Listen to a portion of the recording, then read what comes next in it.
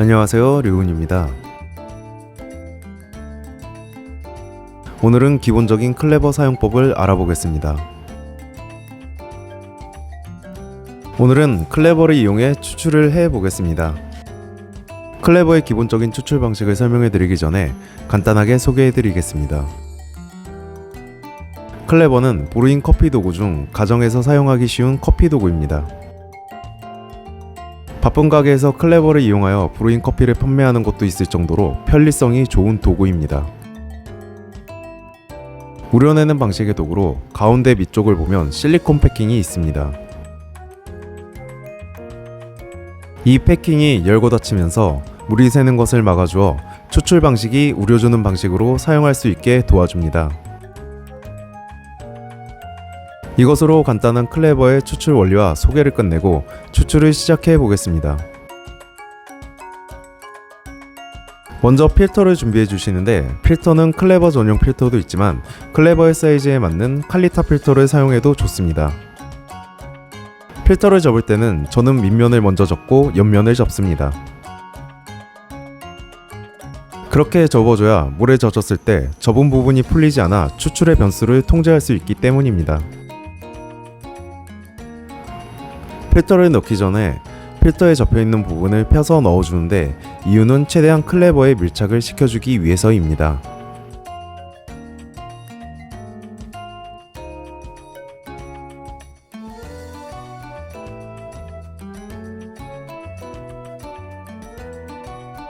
필터의 준비가 끝났다면 린싱과 동시에 클레버에 웜업을 해주겠습니다. 우려주는 방식인데 웜업이 왜 필요한가 생각하실 수 있지만 최대한 열을 덜 뺏기는 환경을 만들어주기 위해서입니다. 클레버를 웜업을 시켜주지 않는다면 추출 레시피로 설정한 온도가 자신의 의도와는 다르게 더 낮은 온도로 추출이 되는 변수가 되기에 최대한 변수를 통제해 정확한 레시피를 잡기 위해서 웜업을 해주고 있습니다.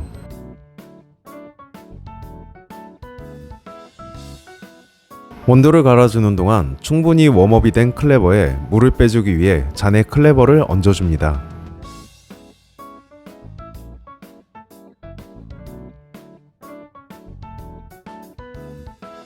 물이 다 빠졌다면 평평한 곳으로 옮겨주시면 됩니다.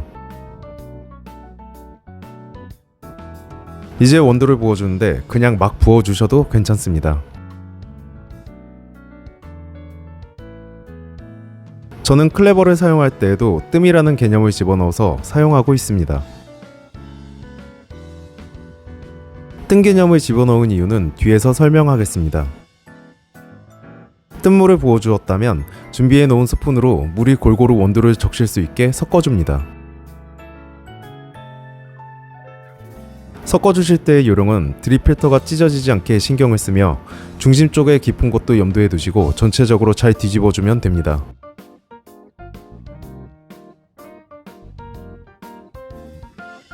뜸 들이는 시간이 끝나면 물을 부어줍니다.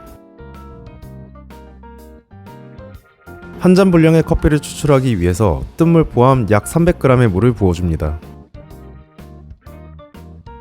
물을 부어주실 때는 교반을 이용해야 하기 때문에 물줄기를 굵게 만들어주기 위해 물을 콸콸 부어주시면 됩니다.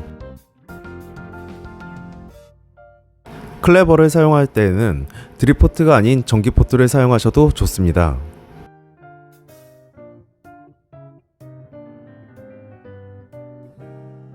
물을 300g을 부어주셨다면 뜸 시간 포함 약 2분 30초를 우려주시면 됩니다.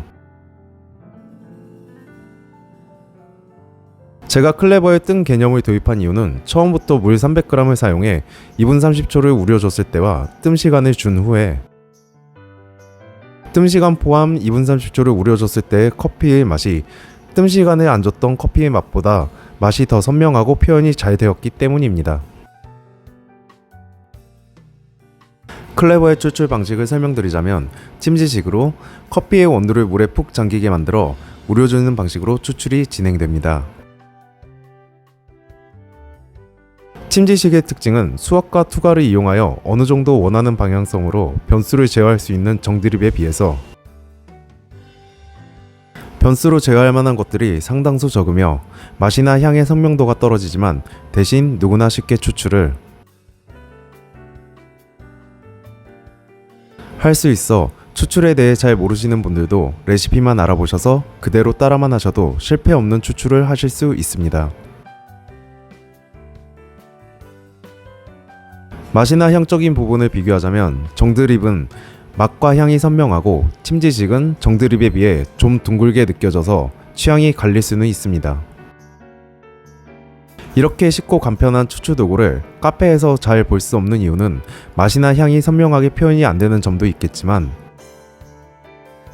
우려내는 방식이기에 원두가 가진 맛과 향이 둥글게 표현이 되거나 특징을 살리기가 어렵기 때문이 아닐까 싶습니다. 하지만 클레버가 바쁜 매장이나 커피를 잘 모르는 사람들 모두에게 좋은 도구임은 틀림이 없습니다.